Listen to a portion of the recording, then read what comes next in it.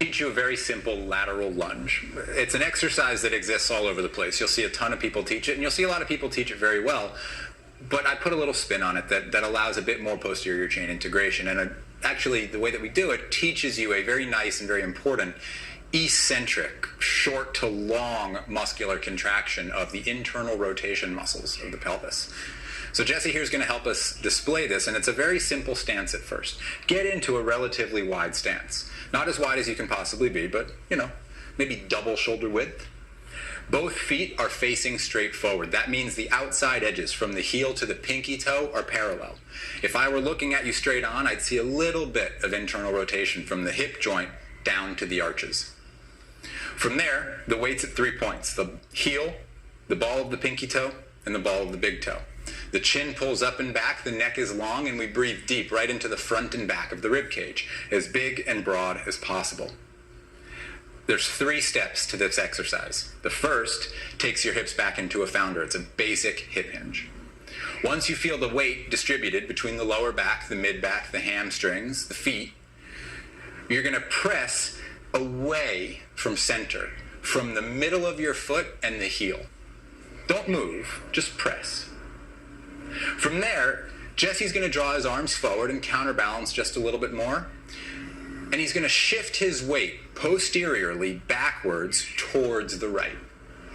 As he does that, you're going to see the right knee bends more, and the left knee is sort of taken along for the ride as he pulls back further, further, further. Stay there for a moment.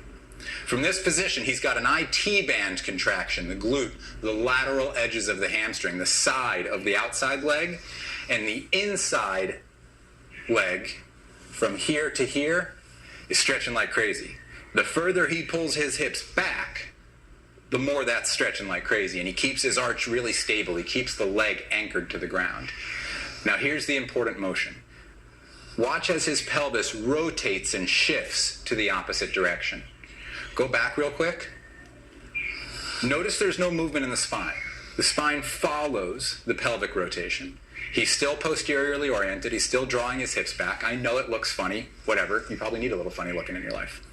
Keep your hips back a little bit further. Press the outside edges of the feet away from each other. Make sure you're getting the stretch in the long leg, the outside leg, the leg that you're pulling away from, along the groin muscles, along the arch. Sit a little deeper back, expand the rib cage posteriorly a little bit, lengthen the neck a bit more. Take a calm but intense breath here. Most of the breathing through the nose if you can throughout these exercises. Come back to center. Practice a couple times, if you're comfortable here, that rotation from side to side. The most important thing is that throughout the rotation, your hips are pulled back the whole time. Your weight is well behind your heels. Your spine is lifting and supporting the weight of itself at the legs. The legs are the powerhouses here. The heels, the toes, they're digging into the ground.